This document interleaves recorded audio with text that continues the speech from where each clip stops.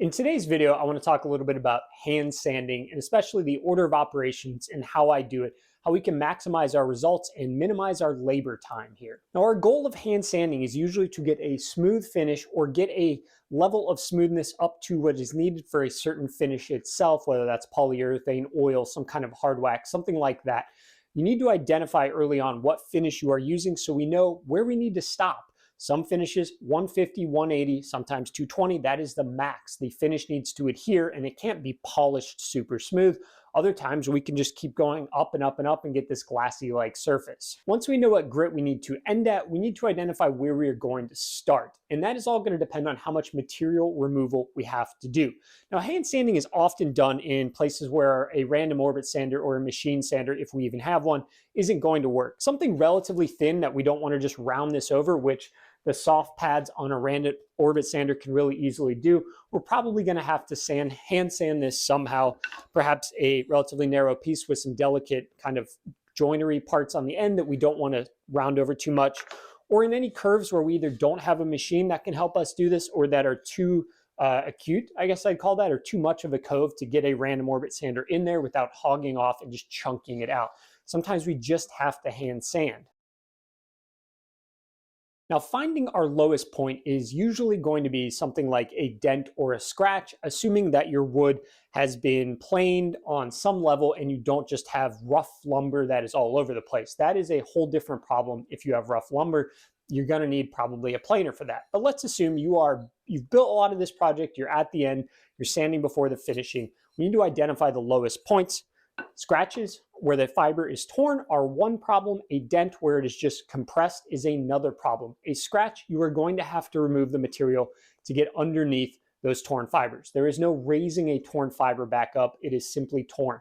With a dent, however, when we've just compressed them, we can often use the water trick or the water and heat trick if you're in more of a hurry to bring that back up. And the idea here is that we rehydrate those fibers and it kind of just pops them back up. Now, if the dent, you do not see any torn fibers, place a few droplets of water on it. If you're not in a rush, you can just keep applying a few droplets of water over time and you don't need to add any heat. If you are in a bit of a rush, a clothes iron, I don't know how many people still own those, is going to help speed it up. We're going to apply a little bit of water on top of it. Then we are going to get something like a paper towel or a rag. We're going to make it damp, not wet.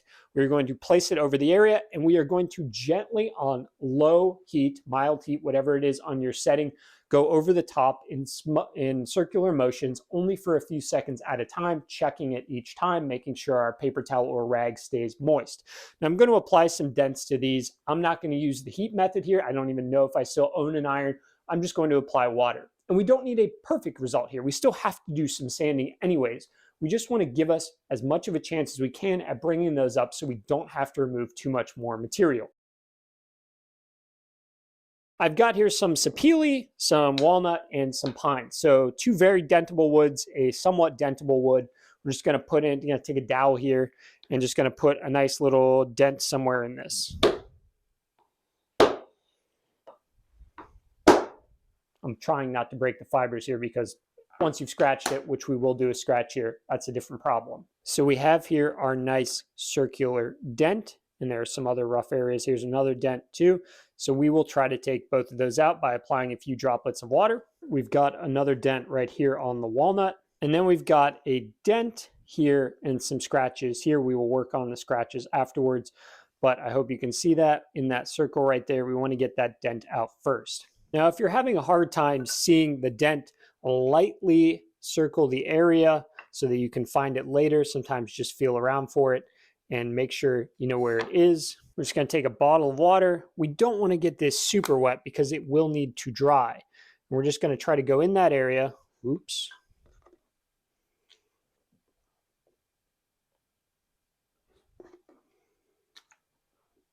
I don't know how well this sapele will work since it's a relatively water resistant wood, but we'll find out. You're going to want to wait a minute or two, come back, see how it's looking. And again, if you need to add heat, either some hot breaths, a heat gun, or the iron can help speed things up. Or if it's just not coming out with just the water, and we are not requiring it to be all the way out. It's very hard to get them all the way out if they're somewhat deep, but we want to see progress. We'll come back in a minute or two and see how this is going. I don't know how this sapele is going to work out. It's been about 10 minutes here. All of these worked pretty well. The sapele does not absorb much water at all, so it worked okay there. But walnut wise, you can see it's still a little wet in the grain here, but dent essentially gone. Pine, other than my pencil eraser marks, you'd struggle to find that dent there, little pencil mark here, but dent wise, you can see just a little bit, and I may have honestly severed the fibers there, but that's a really good comeback from where it was. And then on the sapele, ignore the scratches. Again, a little bit right here. This one didn't work as well, but it's better than what it was. So once we've got that taken care of, we can now focus on things like the scratches as our deepest point. Once we've got the dents mostly taken care of, we move on to the scratches and the surface just kind of condition in general. We need to figure out what it exactly looks like to know where to start. Now for this, we're going to just say we're going to 220 as our final. When at all possible, I like to not have to start below 150. The scratches on something like 80, 60, 100 go really deep and they take a lot of work to remove. If I can get most of it done with 150, that can mostly be taken out relatively swiftly with 220. So I really like to hope my surface when I'm building something stays roughly around something I can recover from with 150 if possible, especially if I have to hand sand. It's not as big of a problem on the random orbit sander because we can go through that with relatively little effort. But here, we're gonna start at 150. I think these are totally fine. I'm gonna apply, I've already got scratches on this sapele. I'm gonna apply some scratches to both of these, pine and walnut as well. I'm just gonna get out a metal ruler here and just kind of drag it across, just making sure I hear that sound of some fiber severing. Now that we've identified our lowest remaining point, the scratch, what we need to do next is identify the grain direction. Which way are we going to have to sand? I chose these three pieces out of kind of some interesting problems. We've got a long, thin one, relatively straight grain, beautiful. We've got a wide but short kind of thin one here. So this is a more interesting one where we can't have these super long kind of flowing movements with our sandpaper. We want to go with the grain whenever possible. And then we've got this piece of sapele here that's got some of that kind of flat sawn grain that's moving in different directions. And the idea with sanding is by our final grit, when possible, we'd like to minimize any visible scratches. And you will notice scratches far more if they're going across the grain or just in some direction that does not want to hit the grain. Now, figure presents its own problems, and sometimes we have to get a little kind of interesting with our direction here. I take this pretty literally when I sand with the grain, in that I don't just go back and forth. On something like this, I want to go with the grain, but if I need to angle a little bit, I'm going to angle. You will hide your scratches much better, and we will specifically talk about this even more when we get to end grain after our surface here. So I'm going to begin with 150. Now, at this point, we need to talk about, do we want to actually grab a piece of sandpaper with our hand, or can we use some kind of sanding block? If possible, a sanding block is going to be ideal for any narrow or kind of short, flat surfaces so that we don't accidentally gouge it. But you don't always have them. You don't always want to make them. That's okay. If you do have them though, especially for the 150, it's going to be far faster and you're going to be more likely to keep that surface close to level. It's going to be hard to keep everything level, but we want it smooth in the end. That's mainly our goal here. Those are two different things. But if we can keep it close to level and keep an even amount of material removed, that's great. So if you can make some sanding blocks, start there. But on something like this, we do not want to round over this point either. So we have to be very careful on this mitered edge if we're going to use a block not to come down. And that comes to the next point. Feathering our strokes. A lot of times when we get to the edges of things, we don't want to have them rounded over with just some sandpaper in this uneven sort of way. Applying a round over is done intentionally if you want to do that. We don't want to just have it randomly done. So I really like to take pieces of sandpaper that are not huge. I keep them all cut up in a large variety of grits. And the idea here is we are going to want to feather our way, just making contact with that edge on our way out. Now, we can be a little more aggressive in the middle and feather our way off on the end there if need be. However, what we need to focus on is making sure we are not pulling down over the edges or we will round them. I'm going to set aside the sanding block because I know not everybody has those or wants to make them. These are all three in a condition where 150 is totally fine. So when I talk about feathering, especially on something like this, I actually like to pull from our delicate edge, and we can go and feather all the way down like this, flip it around, and come the other way too. Now, if you want to get a little more aggressive in the center, just make sure you have your fingers so that you can tell when you're getting close to those edges. But we want to be relatively even here, and we can start by flipping back and forth. On our longer guy here, we can be more aggressive in the middle. And then when we get to the end, we can just be closer and then feather our way in or out. More aggressive in the middle, and we're kind of overlapping our strokes here. We don't want to just stay in one spot like this, or we will wear an indent into there. We want to keep it moving along there, but you don't have to just do one stroke over the entire thing. You can go back and forth. Now, something you need to do along the way is to make sure that you don't have dust buildup on the wood surface or your sandpaper, or you will just start burnishing it after a while. It will not keep cutting into that wood. On these earlier grits, staying correctly with the grain is very important because these do leave behind the deeper scratches. So on something like this sapele, again, it's a relatively straightish pattern here, but it kind of comes off to the side. So I'm okay just following these lines like that. And I've even got a direction change at the end here. So I can come around and pull over. And this will hide the scratches incredibly well. You will struggle to see those even if I miss a few when I'm doing 220. We've got our big scratches down here. So we're definitely going to think that this is the area we have to match everything else to as our lowest point. But we can also sand spot just a little lower here if need be and feather it out. So let's say we want to make sure we get down to this point in the first place. Okay, we've taken more off of there, but we can kind of come, take maybe 50% off, and then pull ourselves out here, just sort of feathering our way out. And then if we need to check with a light, we can do that. You can see the scratch is still nicely there, but we're not getting any sort of indent shadow, which is the ideal goal here. We need to get the scratch out, but we don't want to have a shadow that allows us to not be able to see something.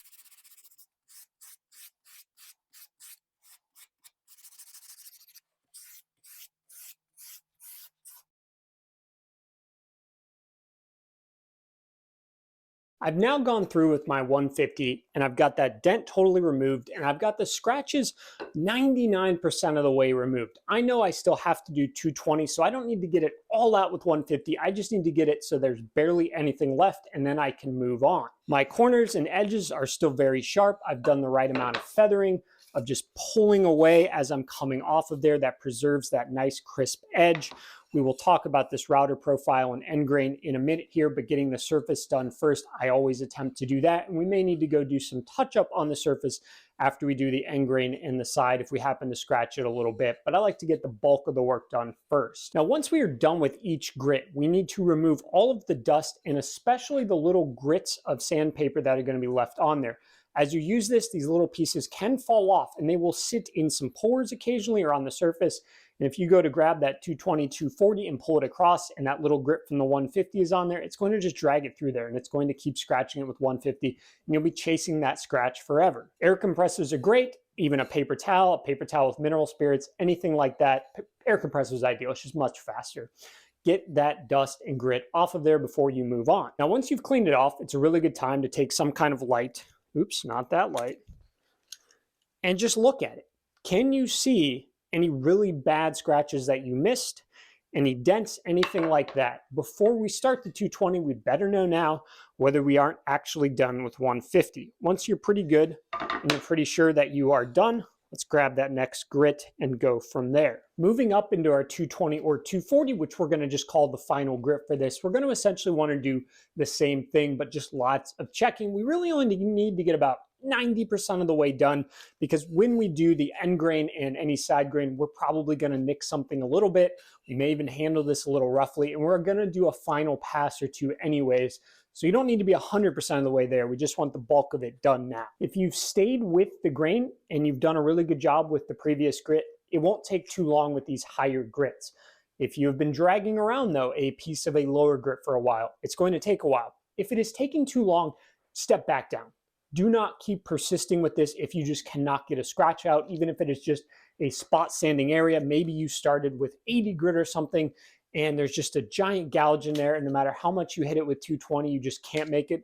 Just step back down to 150, spot sand, feather it out, get that out of there, then step back up again. Do not drive yourself insane with one of these higher grits trying to get out a deep scratch from something that may be 2 grits lower. When you use these higher grits, these get clogged up much faster, and they also kind of just wear out much faster, especially if you're like me and you use kind of cheaper Chinese brand sandpaper, because you go through so much of it anyways that the cost just ends up working out in the end. If you notice it starts to feel smooth as you're going across and you're just burnishing it, chuck it, get a new piece. Do not keep going.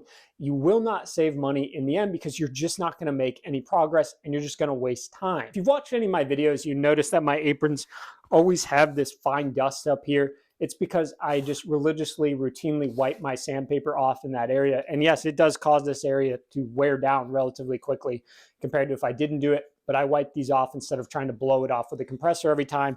I just go in, I'm sanding, feathering, wipe, and go. Now, if you don't wear a cheapish apron that you can afford to do that to, don't do this on nice clothes. But if you do wear an apron like this, it's the quickest way to remove that kind of built up dust in there.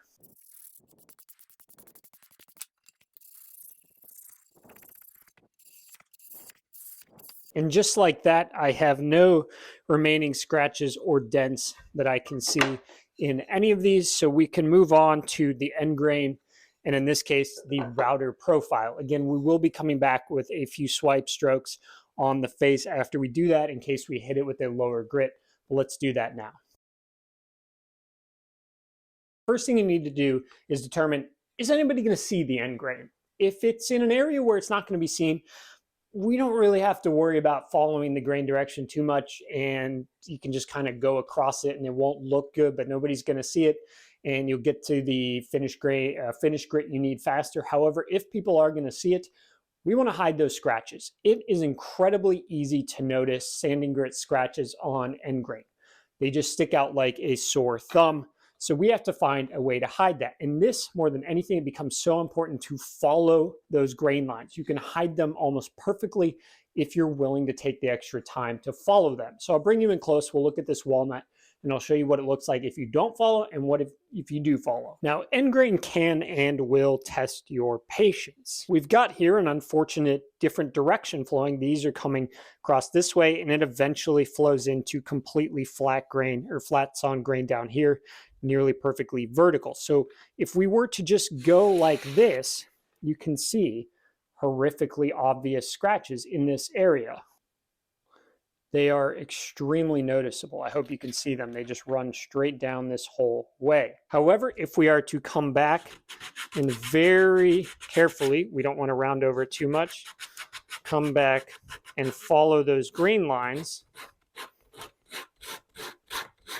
And a lot of times here, you don't have to even start at 150. You can start at 220. It just depends on how many saw blade marks are left on there. If you've used a pretty low tooth blade like I did here, you may have to start at 150.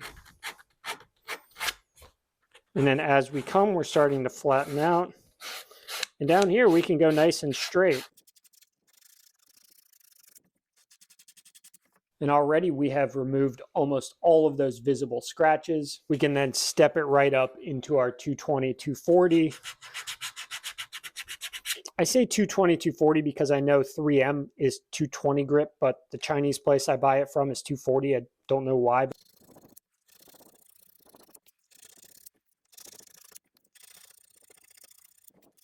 You can see we've still got a few left, but once we put the finish on there, that's going to almost all but disappear. We can step up even more in grit if we want.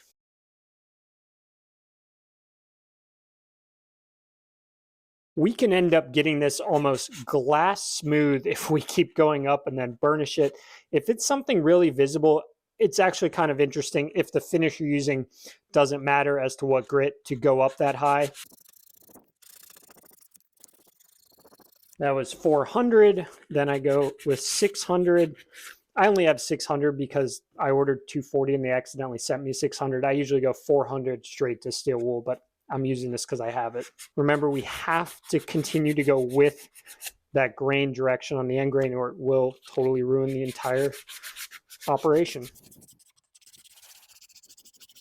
And then we can grab some quadruple aught steel wool. If you have to do a lot of this, wear some kind of glove, especially those little latex gloves. When this stuff breaks off in splinters, it is hard to get out of your hand. Now this, you don't have to be quite as precise going with the grain here. It's so fine that it's just burnishing, but somewhat in that same direction will still help. And just like that, we've created near flawless end grain. You can even see the sheen catching there.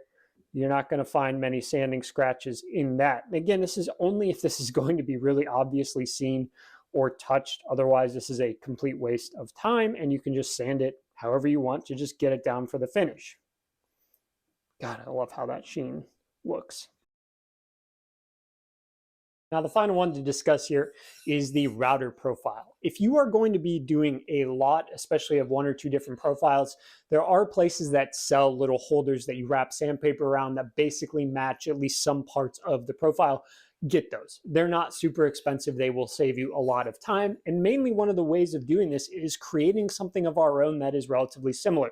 I put on the OG bit and did this on the router because it's notorious for having a cove and a roundover, of course, which is problematic. Just a cove or just a roundover is a lot simpler. But when we have the cove and the roundover, we're going to harm one of them if we go too far one way or the other or vice versa. So how do we attack this? Well, the first thing is if we have any router burning, we got to get rid of that. That's our low point here. We just need to get rid of the burning or else it will look bad. You're going to want to start there. We have to get that gone. Hopefully it doesn't take a lot. On end grain burning like this, 150, I always just start there because it usually takes a decent amount to get it out of there. If you want to start with 220 and hope to save yourself some deeper scratches later, you can go for it. But sometimes that burning is somewhat deep and it's time consuming. Focus on that, get all the burning out first, and then we can move on and start smoothing out everything else. On something like a cove, you can either try to do this all at once in terms of the profile or break it down into two different sections. So let's say with the cove, if you are not going to buy any tools and not going to make any, there's going to be the need to fold the sandpaper over and very carefully pull it through there. If you start smashing that, you will end up flattening this and you'll never reach the bottom. Ideally, your router bit is fairly sharp and you don't have a ton of work to do and you're mainly doing this to clean up any burning and for the finish. If your router bit's really rough, you may want to buy some of those pre-made shapes because you've probably got a lot of work to do. But as you notice, I don't have any purchased pre-made shapes. I just always do this by hand or with some kind of handmade tool. I have a lot of different sanding sticks and a variety of shapes that are very useful for this sort of thing. If you have a relatively standard OG bit, this cove is kind of somewhere between 3/16 and 1/4 of an inch. If you have a router table, which you probably use to make this, throw in a router bit that matches roughly that diameter or that, diameter. Take a wider piece of wood. We're not wanting to make a dowel here. We want something maybe 1.5 inches, 2 inches wide. We're going to just create that circular half circle profile on the edge so that we can still grip it. We can use some Gorilla Glue, spray adhesive or some other spray adhesive, put a little sandpaper on there. That will make relatively quick work of it. But for everybody else, we're doing this by hand. I always attack the cove first. I think it's the hardest one, and then we can do the roundover. When we're getting that burning, we still want to apply the same things we did on the end grain. If that burning is on the end grain, going with the grain direction ideally. If you are in a hurry and you just need to remove that burning, okay, have at it. Go whatever way is fastest for you. You're going to probably have some scratches. Maybe that's not the biggest concern in the world, and timing is.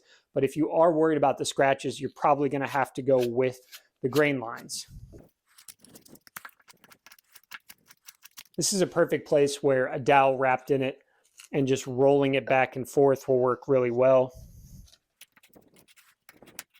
What am I doing? Let's put this in here. Once I've got the cove taken care of, I can come back and just make sure that roundover is even throughout. And you can see there, I've got the vast majority of that burning removed. And there are not really any super obvious bad sanding scratches left in there from the 150. The 220 will clean that up relatively easily. If you stick with that grain direction, it's going to help so much in the long run in terms of time.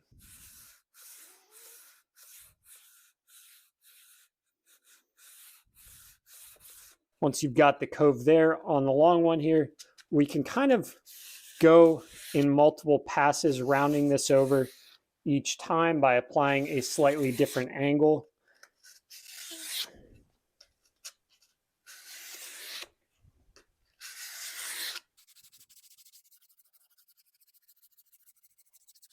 And I am super happy with that, especially the end grain. I would just do the same thing with 220. Those are what I would consider the three kind of fundamental situations of hand sanding. Things like curves are very similar to what we touched on with the router bit there. Make something a dowel that matches the profile, pull it through. There are also rasps if you need to do a ton of removal, but those are usually quite rough. For that kind of final finishing, something like a dowel, I just tape this on with duct tape and replace the paper as soon as it's not removing enough anymore. Just keep through, and we want to apply those same feathering techniques on all of this so we do not have any divots or gouges. At the end of the day, it's not the most important thing that a surface is truly level. We need it to just look level, and we need it to feel smooth. We don't want to have any big divots created by crazy spot sanding, so feathering things out, following the grits appropriately, and especially blowing or wiping the wood off in between grits will help you get there faster, and you will just get better results. And of course, as always, look at your finish ahead of time so that you know maybe you could stop earlier than you think. All right, best of luck out there. Definitely buy some kind of light. It is going to help so much so that you don't finish a piece, see it later, 3 weeks later in the light when it's in your living room, and notice that big scratch. Thanks for joining me today. Enjoy your hand sanding. Bye.